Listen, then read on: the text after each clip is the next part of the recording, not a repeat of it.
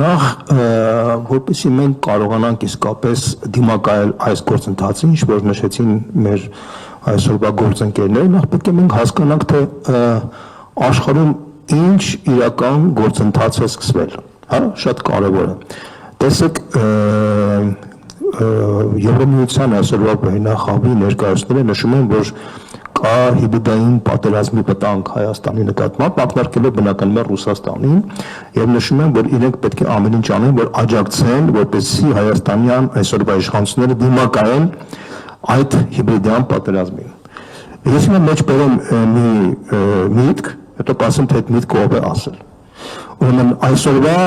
եվրոպական վերնախավը հիբրիդային պատերազմ է սկսել աշխարհի բոլոր ժողովուրդների դեմ եւ փորձում է հրահրել երրորդ համաշխարհային պատերազմ, խոչընդոտում է ռուս-ուկրաինական պատերազմի կանգնեցմանը եւ ամեն ինչ անում է, որ այդ պատերազմը շարունակվի։ Ես ասեմ, թե ով է այս մտքի հեղինակը։ Այս մտքի հեղինակը Թուրքիի Գաբրտն է։ Միացյալ Նահանգներում գիտեք, որ կան տասնյակից ավել հետախուզական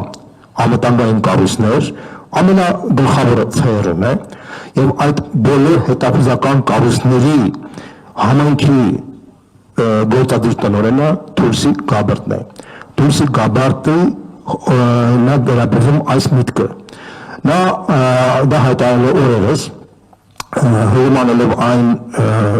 մանին, որ բրիտանական Reuters գործակալությունը հայտարարեց, որ իրենք ունեն 6 հետախուզական աղբյուրներ, որոնք նշում են, որ Ռուսաստանը մտադիր է գրավել ոչ միայն ամբողջ Ուկրաինան, այլ նաև եվրոպական երկրների մի մասը։ Գաբրտը հայտարարեց, որ սա հիբրիդային պատերազմի արդյունք է, որի նպատակն է վախեցնել եվրոպական ժողովուրդներին, որպեսզի մեծացնել ռուսական վտանգի, այսպես ասած, գաղափարը, որպեսզի հնարավոր լինի շարունակել այս պատերազմը։ Այսինքն մենք կարող ենք արձանագրել, որ արևմուտքում ծնվում են նոր կենտրոններ, որոնք սկսում են պայքարել այսօրվա հին արևմտյան վերնախավերի դեմ, որը իսկապես ողջունելի է եւ հույս է ներշնչում, որ իսկապես աշխարհը կարող է խուսափել երրորդ համաշխարհային պատերազմից,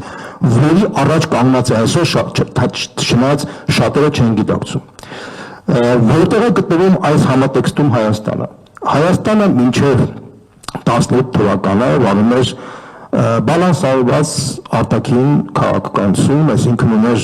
ռազմավարական հարաբերություններ Ռուսաստանի հետ եւ միաժամանակ փող լրացնում էր այդ հարաբերությունները արևմտյան կենտրոնների հետ, այդ թվում նաեւ այլ երկրների, Չինաստան, Հնդկաստան եւ այլն։ Այդ քաղաքականության արդյունքում Հայաստանը կարողացել էր պահպանել իր անվտանգային համակարգը, տարածաշրջանում քիչ թե շատ կայուն իրավիճակ, մենք ունենք նաև երկրորդ հանրապետություն դեմս Լեռնային Ղարաբաղի հանրապետության։ Այսինքն կարելի ասել, որ անկախ նայած թե մենք ինչքանով ենք դժգոհ եղել ներքին կյանքից, բայց արտաքին կյանքում նախքին բոլոր երեք ղեկավարներն այս կամ այն ձևով նույն քաղաքականությունն են վարել, որը թույլ էր տվել, որ Հայաստանը կարողանար դիմակայել հնարավոր բոլոր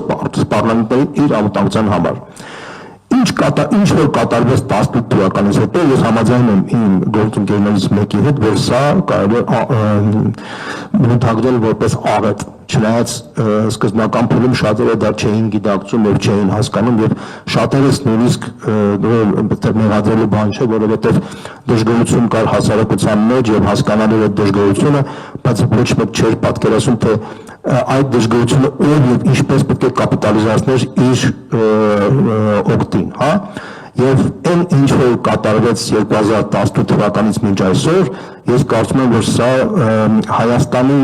աղետի պատմություն է բացվել, որը պետք է մենք ամեն ինչ անենք, որպեսզի փակվի գալիք տարվա հունիսին։ Եթե մենք այդ աղետի պատմությունը չփակենք, ապա մենք կկորցնենք Հայաստանը։ Սա վերացականպագորգոր ձևակերպում չէ, սա դառը իրականություն է եւ ասեմ ձեզ, որ 2018 թվականին, երբ Հայաստանում փոխվեց իշխանությունը, նույն 2018 թվականին ԵՆՈ Ադրբեջան կուսակցության համագումարում իրենց կարգավորում դեմքերից մեկը հայտարարեց, որ մենք 10 տարվա ընթացքում լուծելու ենք ոչ միայն Արցախի խնդիրը, Ղարաբաղի հարցը, այլ նաև Հայաստանի խնդիրը։ Սա ես ուղղակի ասում եմ փաստ եւ ավելին կարող եմ ասել, որ այս տարվա հոկտեմբերի 1-ին Ստամբուլում նախկին ՄԻ-ի ղեկավար Ռիչարդ Մուրի ելույթը շատ հետաքրքիր էր, որտեղ ինքը փաստացի հպարտանում եւ խոստովանում էր, որ իրենք աջակցել են մի շարք երկրներում իշխանության գալու որոշ այն շրջանակներում, որոնց ինքը գովաբանում էր, այդ թվում նաեւ Հարավային Կովկասում։ Տեսեք, դուք նշում եք, թե ինչպես կարող ենք կանխել եւ այսպես պայքարել այս ամենի դեմ։ Մենք տեսեք հիմա քննարկում ենք, թե ինչու Կայա Կալլասը հայտարարեց նման բան, ինչի էր Հայաստանի իշխանությունը խնդրել իրենցից, որ իրենք օգնություն ստանան։ Մենք բոլորս էլ հասկանում ենք, որ 15 միլիոն դոլարը այսօրվա իշխանությունը ունեն, 15 միլիոն չէ, 15 միլիարդ դոլար ունեն, որովհետև միայն մեկ օլիգարխի շրջանառությունը տարեկան կազմում է 10 միլիարդ դոլար այսօր, որը նախկին իշխանությունների ժամանակ երազանք կարող էր համարվել, այսինքն այդ գումարները իրենց համար կարևոր էր, որ Եվրամիության այսօրվա բյուրոկրատիան հայտարարել, որ իրենք աջակցում են Նիկոլ Փաշինյանին, այսինքն շատ կարևոր է, որ հասարակության մեջ եվրոպական հողերով ապրող ինչ-որ մի հատված լսեր դա եւ փորձեր դրա արդյունքում որոշակի ինչ-որ դրական ընկալում ունենալ Փաշինյանի նկատմամբ, դա է այսօրվա իշխանության գլխավոր նպատակ, այդ խնդիրն է լուծվում այդ իրենց այդ խոսքով։ Ես ուզում եմ անդրադառնամ հենց այդ զանգվածի մեր հասարակության, նշելով հետևյալը, որ այսօրվա Եվրամիության բյուրոկրատիան, ինչպես որ բնութագրում է Թուրքիի գաբը որպես պատերազմի կուսակցության ներկայացուցիչներ, նրանք իսկապես պատերազմ հրահրող բյուրոկրատիա է, ոչ մի կապ չունի եւ ոչ մի նպատակ չունի Հայաստանին Եվրամիության անդամ դարձնելու կամ եվրոպական արժեքներ կիրառելու համար, բացառապես, ես ուղղակի ասում եմ դա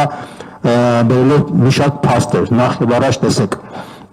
այսօրվա Վրաստանի իշխանությունը պաշտոնապես հայտարարում է, որ ինքը ուզում է, որ երկիրը դառնա Եվրամիության անդամ, եւ ինքը բանակցում է այդ ուղղությամբ, բայց իրեն մերժում են դա, ասում են, որ մեզ հետաքրքիր չի, որ դուք դառնաք Եվրամիության անդամ եւ չունենաք վատ հարաբերություններ Ռուսաստանից։ Մեզ պետք է, որ բան որպես առաջին պայման դուք պետք է չհայտարարես պատերազմ հայտարարեք Ռուսաստանին, որպեսզի դա այն գինն է, որի արդյունքում մենք ձեզ կընդունենք որպես Եվրամիության անդամ։ Ուշադրություն տեսեք։ Պաշտոնապես Հայաստանը այսօր ՀԱՊԿ-ի եւ ԵԱՏՄ-ի անդամ է, եւ Փաշինյանն էլ Մոսկվայից Բրյուսել կամ Փարիզ տրանզիտներով շարժվում է, բայց այսօրվա Եվրամիության բյուրոկրատիան խիստ բացասական է տրամադրված այսօրվա Վրաստանի իշխանության նկատմամբ, որը պաշտոնապես հայտարարում է, որ ինքը ուզում է դառնալ Եվրամիության անդամ եւ չունի հարաբերություն Ռուսաստանի հետ, եւ խիստ դրական է տրամադրված Հայաստանի իշխանությունների նկատմամբ, որոնք ֆորմալ են ասում նույնիսկ ՀԱՏՄ-ից եւ ՀԱՊԿ-ից դուրս չեն եկել։ Դա ինչ է նշանակում, որ այսօրվա Եվրամիության համար Հայաստանը պետք է ոչ թե Եվրամիության անդամ դառնա, այլ Հայաստանը պետք է մանրադրամ դառնա Ռուսաստանի դեմ պատերազմում։ Իրենց համար Հայաստանը մանրադրամի դերի մեջ է իրենց համար կարևոր։ Այն ինչ որ հրաժարվեց Վրաստանը, իրենք ուզում են, որ դա կատարի Հայաստանը։ Սա է իրենց գլխավոր խնդիրը։ Իրենք չունեն խնդիր հայ ժողովրդին, այսպես ասած, մոտեցնել եվրոպական արժեքներին կամ Եվրամիության անդամ դառնալու գործընթաց սկսեն։ Իրենք այդպիսի խնդիր չունեն։ Իրենց համար հետևյալն է, իրենք էկզիստենցիալ պատերազմի մեջ են գտնվում Ռուսաստանի հետ։ Իրենք համարում են, որ Ռուսաստանը եթե հաղթի, իրենց համար դա կլինի կործանում, եւ իրենք աշխարհի բոլոր տեղերում փորձում են մոբիլիզացնել, այսպես ասած, այդ հակառուսական դաշինքի տրամաբանության մեջ, որտեղ Փաշինյանը իր անձնական շահերի համար համաձայնել է դրա մեջ դնելու։ Հասկանու՞մ եք, սա է խնդիրը, այսինքն այսօրվա Հայաստանի իշխանության թիվ 1 խնդիրը վերարտադրվելն է, որտեղ իրենք ունեն անասնական վախ, որ եթե հանգարց չվերարտադրվեն, իրենք կարող են կանգնել պատասխանատվության առջև։ Դրա համար իրենք պատրաստ են բոլորից խնդրել աջակցություն։ Իրենք խնդրում են աջակցություն Եվրամիության այսօր բյուրոկրատիայից, իրենք ուղղակի աղաչում են աջակցություն Թուրքիայից, եւ չի բացառում, որ Թուրքիան գալիք տարվա սկզբում կարող է մասնակի կամ ամբողջական ունի սահման բացել։ Իրենք ուղղակի աղերսում են, որպեսզի իրենց աջակցի Իլհամ Ալիևը եւ այս բենզին ներկրելու, ցորեն ներկրելու վաղը փտած պոմիդորներ կարող են ներկրել, որովհետեւ ես ուղղակի ինֆորմացիա ասեմ, որ Ադրբեջանի այդ ռուս-ադրբեջանական հարաբերությունների վատթարացման արդյունքում ադրբեջանական պոմիդորները փտում են իրենց դաշտում եւ իրենք փորձեցին դիվերսիֆիկացնել, Ռուսաստանը փակել է ճանապարհը, իրենք փորձեցին վաճառել այդ պոմիդորները եվրոպական երկրներում չստացվեց բնականաբար, Միացյալ Նահանգներում չստացվեց, իրանք հույս ունեն, որ իրենց ռազմավարական դաշնակից Իսրայելը կբացի այդ ճանապարհը, բացեց այդ ճանապարհը, բավականին լուրջ քանակի պոմիդորներ իրանք ուղարկեցին Իսրայել, բայց պարզվեց, որ Իսրայելի պատկան մարմինները պարզեցին, որ դա շատ վատ մակարդակի պոմիդորներ, լոլիկներ են եւ փակեցին այդ ճանապարհը եւ փաստացի կարելի ասել այդ փտած պոմիդորների իրացման խնդիր կա եւ ես սպասում եմ, որ մոտ ժամանակներս կարող են մենք վագոններով փտած պոմիդորներ ստանանք որպես այդ գովազդային արշավի շրջանակներում, երբ Ալիևը փորձում է այդ քայլերով աջակցել Փաշինյանին, ցույց տալով, որ տեսեք ինքը խաղաղասեր է տրամադրված, բայց թե ինչպիսի խաղաղասիրություն կա Ալիևի կողմից, ինքը ցույց տվեց այս տարվա մայիսին, երբ որ Անկարայում անցկացված արևմտյան ադրբեջանցիների համաժողովում հայտարարեց, որ առանց ադրբեջանցիների վերադարձ Հայաստան տարածաշրջանում խաղաղություն չի լինելու։ Սա իրականությունը սա է։ Այսինքն մենք ինչ պետք է անենք։ Մենք կարծում ենք, որ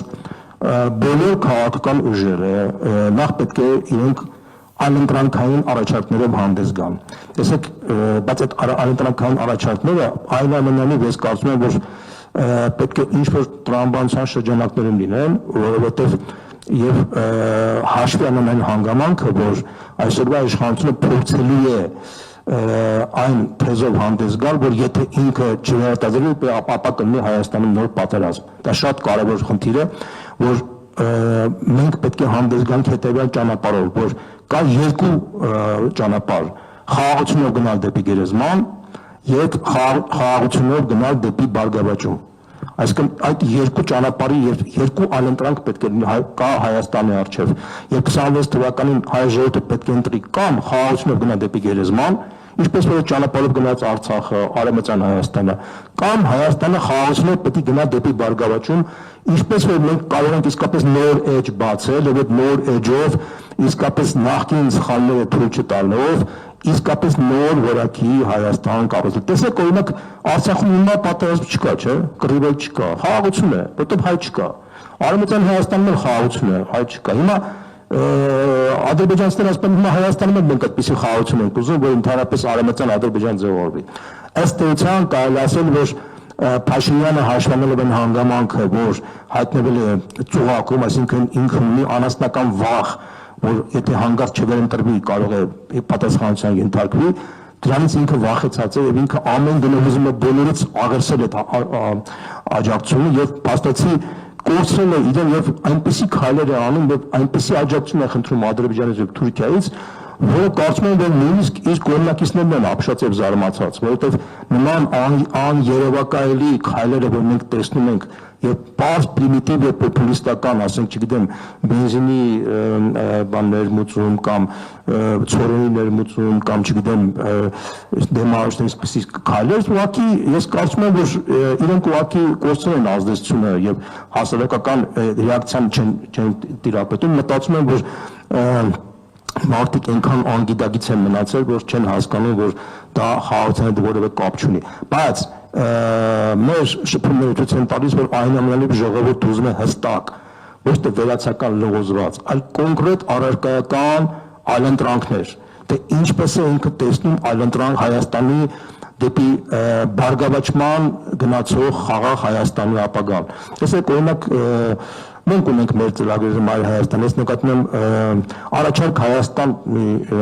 նախաձեռնություն կա, որ շատ հետաքրքիր նախաձեռնություններ է հանդես գալիս եւ կուզեի, որ օրինակ այդ ծրագրի շրջանակներում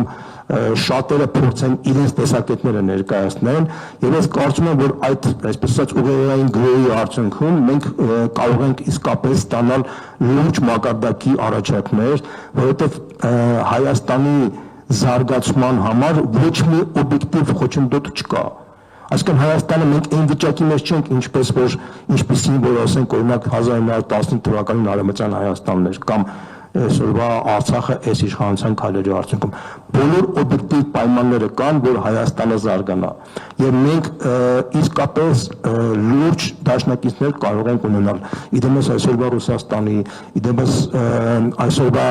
Միացյալ Նահանգների նախագահի վարչակազմի, որի գաղափարական արժեքային համակարգը շատ հոգեհարազատ է նաեւ մեր արժեքային համակարգին, որտեղ այն պատկերացումները, որ իրենք ունեն,